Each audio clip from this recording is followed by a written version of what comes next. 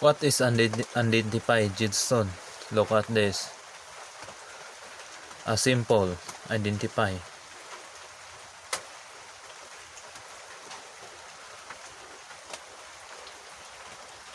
This is a quality jadestone.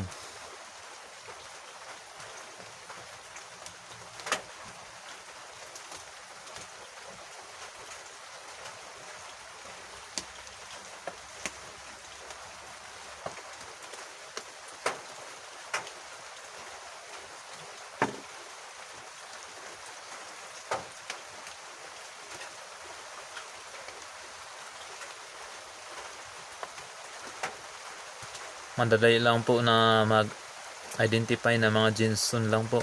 Kukuha lang po kayo ng flashlight sa mga lead na lighter na lang po. Tapos itutok nyo po sa mga bato. Tulad nito po. Ito quality po to. Good. Kasi tumatagos po ang ilaw. Ito po yung nahunting po natin ngayon. Ng mga jadestone.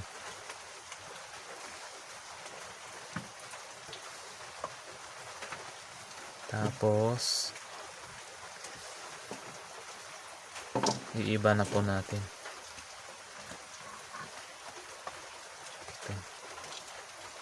Ito po quality pero malumot siya. Kita niyo naman, maitim yung nasa gilid niya. Kukuha tayo ng malakas na light.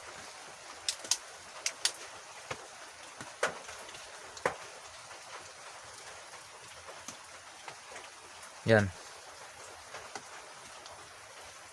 quality.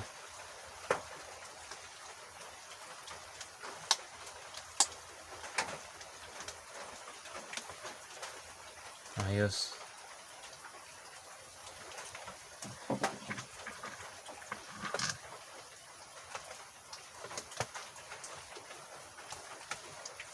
Madali lang po magtitis ng mga jadestone.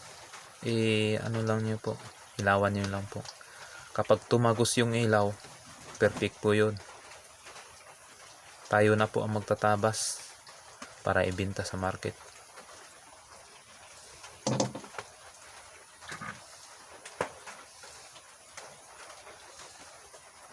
Ang gamit ko lang po ay isang GPS Multivision. Simple lang. Kapag tumagos sa ilaw, okay na po yan. Tulad ng ganyan, no?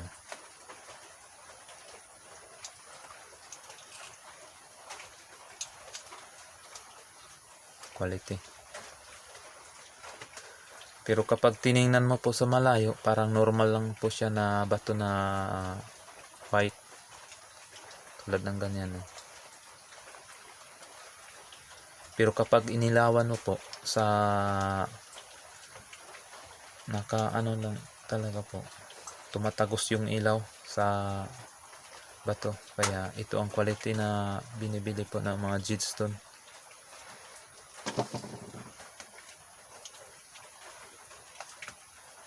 Ito kasing laki lang po ng ilaw ng lighter. Katawan po ng lighter. Tumatagos. Quality.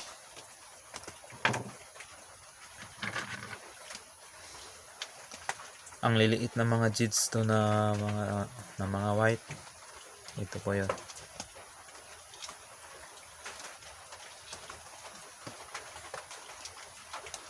Quality siya pero kailangan pa linisan po natin para ibenta po sa mga market. Yan.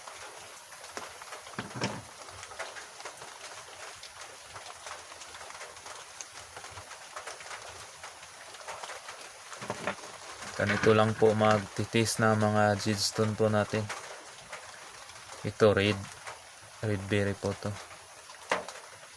Yan.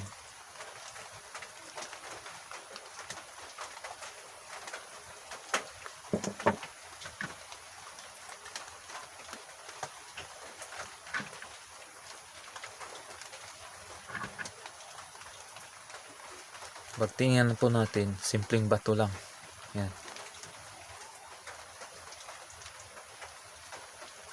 Pero kapag nilapitan po ng ilaw, tagos yung ilaw. Yan.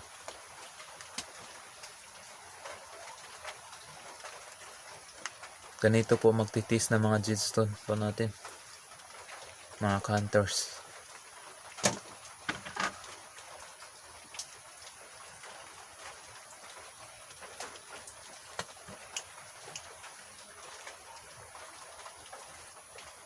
Ito ang nakuha po natin sa 3 oras na paghunting. Yan.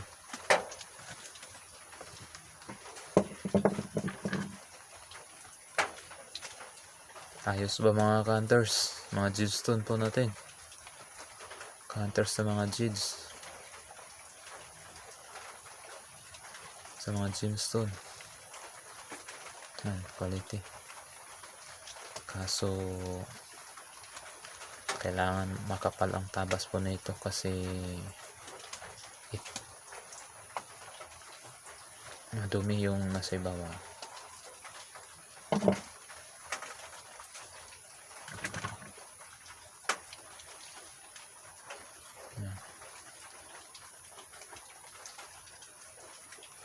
Ganito lang po magtitis ng mga gemstone.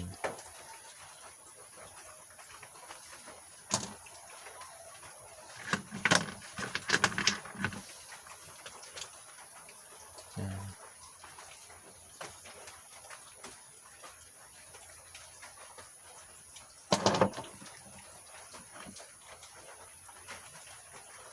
Tulad nito po, pag tiningnan mo po sa malayo, parang simple lang po na stone, pero pag nilapitan mo ng ilaw, tumatagos yung ilaw po niya. Tulad ng ganyan. Yan, tumatagos.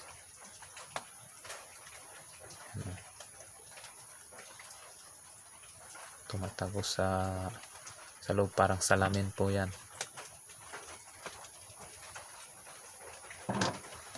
Pero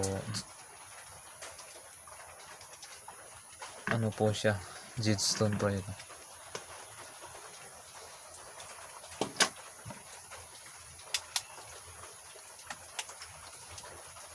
Yan. Tumatagos yung ilaw po natin.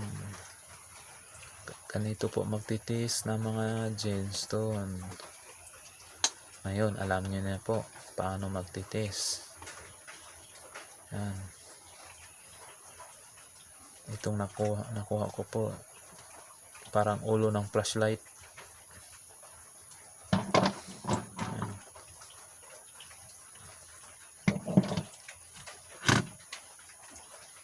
Kapag tinignan mo sa malayo, simple lang na bato, pero palapitan ng ilaw, ito na po yun. Tumatagos po yung ilaw sa loob. Yan.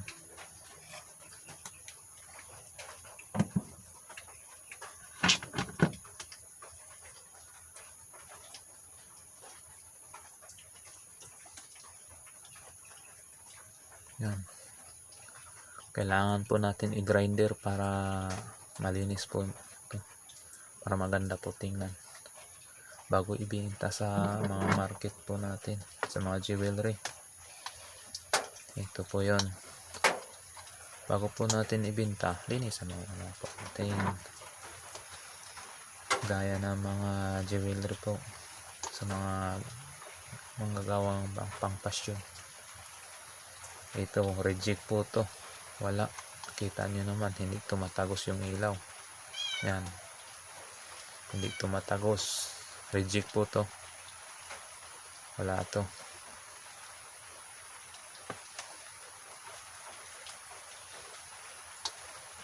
Kahit anong gawin ko po, wala.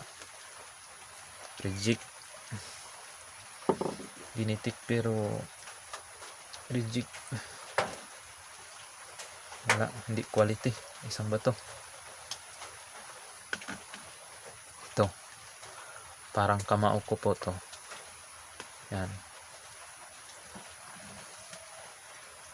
Tumatagos yung ilaw po ng flashlight.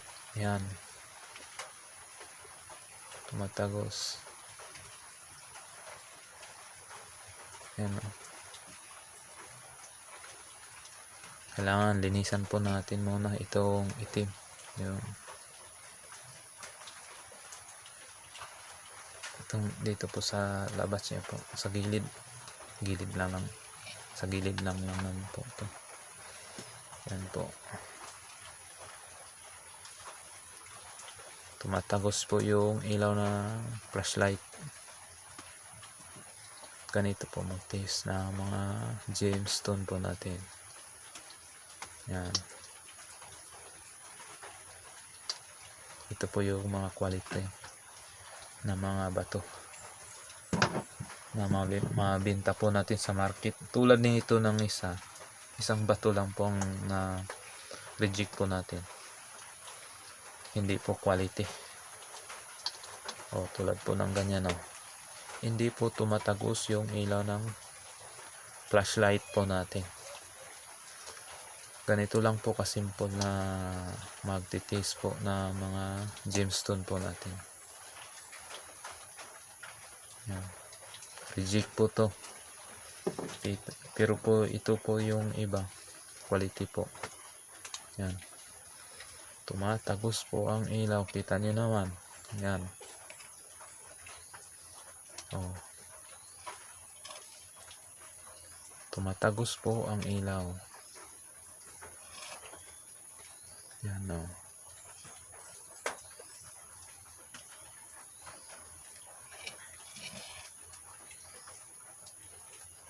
Yung ilaw po nasa ilalim, tumatagos. Ito po ang quality na mga gemstone po natin.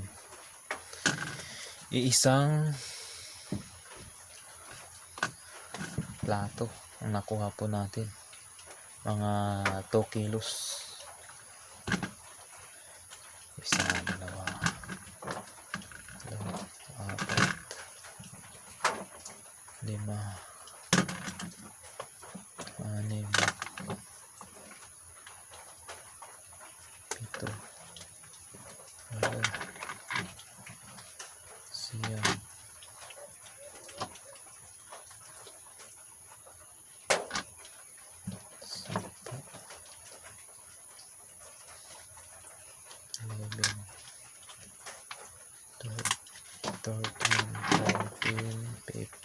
6, 7, 8, 9, 10, 20, 21, 22, 23. Ito po yung nakukuha po natin mga gemstone na quality, yung tinitis po natin kanina na palapitan po ng ilaw. Kapag tiningnan mo po sa malayo, parang simple lang po siya na bato, pero pwede po makaitan po natin.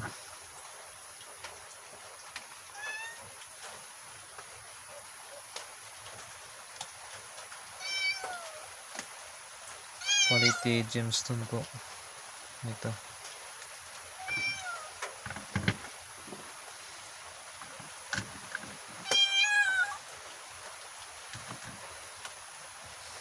Tulad po na kita niyo po kayo na napakasimple lang po magtitis na mga gemstone po. Gayahin nyo lang po yung ginagawa ko kanina, paano magtitis na mga gemstone na quality para sa ipagbenta po natin sa mga market.